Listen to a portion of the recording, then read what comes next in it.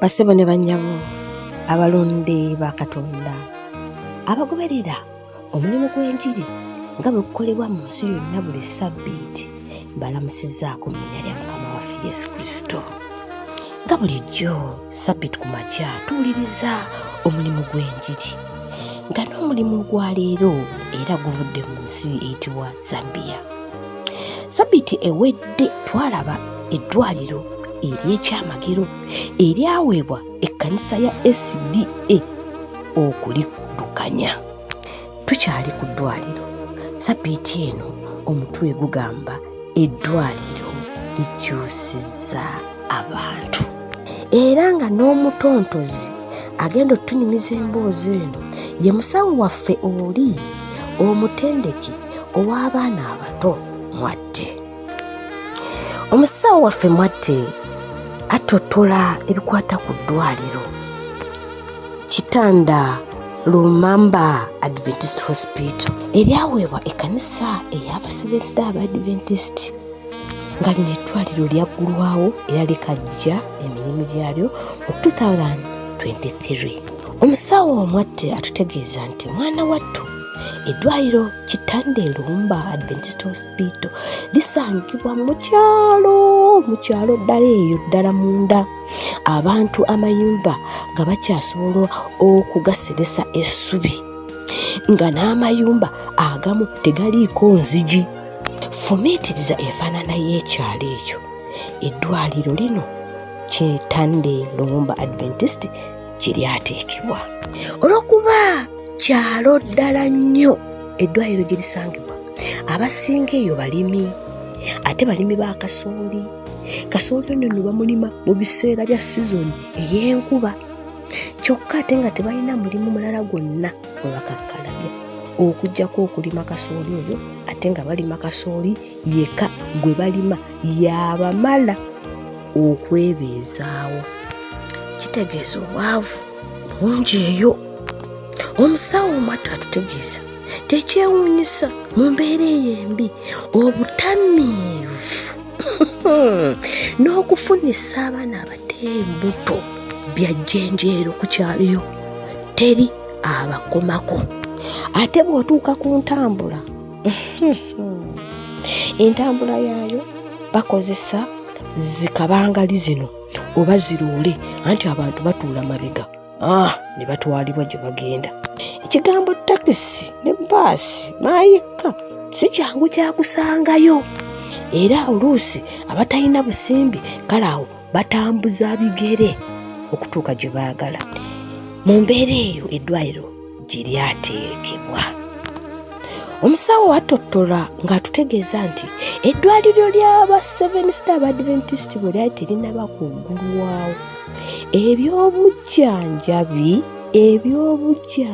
byali bikaabya, anti ekitundu kyalingamu obuduukaduuka buno obugaba empeke ezitandikirwako, nga ekitundu kyonna gamba disitulikiti oba kiki kirina ka ambulensi kamu, nti kale olw'okuba yalinga ambulensi emu, ne bw'obanga wali mulwadde ng'oli waka tebaayinzanga kusobola kukunonayo. Gwe omulwadde walinanga okusala empenda ez'okutuuka ku kamu ku kaduuka, awo nno akalwaliro keekayitanga ka ambulensi okuddusa mu ddwaliro eddene. Kigambibwa eddwaliro lino eddene liri mu mayiro 6 oba kilomita 9. Ate jjukira nti ebiguudo amakubo mabi nnyo. Omulwadde oba atuuka ali atya bannange. Musawo Mwatte ategeeza nti olw'okuba ka ambulensi munange kaalinga kamu, omulwadde omu bagendanga okukayita ng'ate kalina omulala gwe katutte. Gwe omulwadde omuyi awulira okufa walinanga okulinda ssaawa 6 oba 12, sinakindi lunaku lwonna ne kajja nkeera okusobola okutwala mu ddwaliro eddene. Abantu balabika bannange baafanga. Atugamba nti oluusi abalwadde bambi beekakanga ne batambula mayiro ezo 6 okutuuka ku ddwaliro. Mukama nsaba weeteeke mu bigere by'abalwadde abo olyoka osinde nti nze Mukama tanjagala. Nti ate wekyatuukanga ku bamaama bannakazadde bano baatuukanga nga ku bulwaliro nga tekyetaaga okuyita ambyulensi anti ebatuuse mu ddwaliro eddene. Olw'okuba ambyulensi yali yabbula bambi abamu baafanga kitalo nnyo. Musawo mwatti beebaza Mukama nti eddwaliro lyatandika era likola, naye si buli kiseera nti abalwadde nabo ambyulensi ebaleeta ku ddwaliro eryo. Lwaki? Anti era bakyalina ambyulensi egyo eddukanya ku bulwaliro bwonna obusangibwa mu disitulikiti yonna. Anyumya emboozi nti waaliwo olumu omukyala nakazadde munnange baamuleetera ku kigaali kino ekivugibwa ente. Baamuleeta ku ddwaliro lino erya SDA, naye ekirungi byajja n'abantu be kumpi nga 5 ku kigaali kyabwe, naye baasangawo abasawo era Mukama mulungi ne bamukolako n'azaala bulungi. Omukyala nakazadde bannange yajjula essanyu kubanga baamuzaalisa bulungi, era oluvannyuma ng'ateredde munnange n'addayo ewakaawe. Bannange Mukama awa eddwaliro lino omukisa. Abajjanjabi bayogera ebigambo ebyo. Kati tetukyagenda kulinda bwa ambyulensi ate n'abasawo babeerawo mu bujjuvu. Ssanyu gye liri eri abantu ng'abo. Omusawo waffe agamba tuwayogerera bino bazaalisa abaana abawere 200 buli mwezi, naye okuyita mu bujjanjabi mu kufaayo ne laavu abantu basanyufu nnyo olw'obujjanjabi obulungi, era abantu bangi beetwalidde n'obulokozi. Eddwaliro likyusizza abantu olw'ebikolwa ebikolebwa. Kireka Adventist Hospital tugyagala nnyo era naffe kyekirooto kyaffe, temukoowa mutayimbwa. Sinariyo endala mwattu agamba nti olunaku lumu munnange nga bagenda baleeta akaana k'obulenzi kali ka myaka 5 kali kamenyesa okugulu.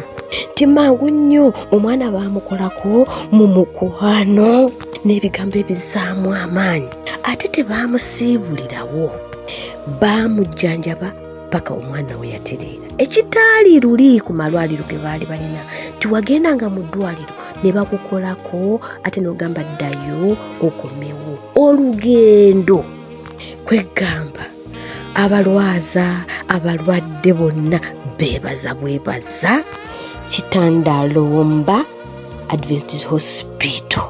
Kino kitegeeza ki? Kitegeeza nti eddwaliro Kitandalomba Adventist Hospital liri mu kutuuka ku bwetaavu obw'omugaso ennyo mu kitundu, era basuubira okukola n'ebisingawo mu linnya lya Yesu. Wano nno omusawo waatusabira ffe ffenna bamemba ba Sabbath School, omutima gw'ekkanisa beetaaga obuyambi bwo, beetaaga obuyambi bwange. Mujjukire na kino, enjiri ey'ebikolwa ekola nnyo bannange, mugigezeeko. Baagala okuteekawo effumbiro erya okufumbiramu emmere y'abalwadde n'abalwaza, ate era nga baagala n'okuteekawo ekyuma eky'okwozanga engoye n'okukaza.